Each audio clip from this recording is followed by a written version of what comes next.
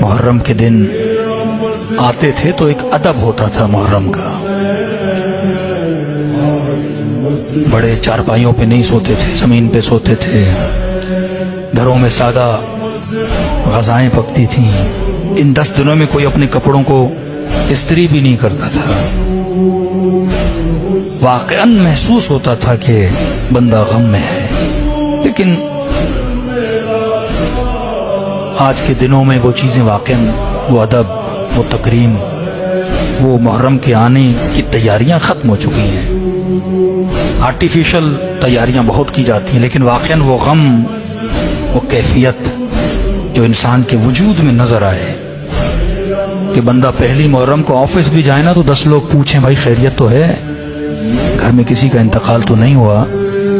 یہ بولے نہیں، کسی کا انتقال نہیں ہوا، نبی کا نواسا کربلا میں پیاسا مارا گیا.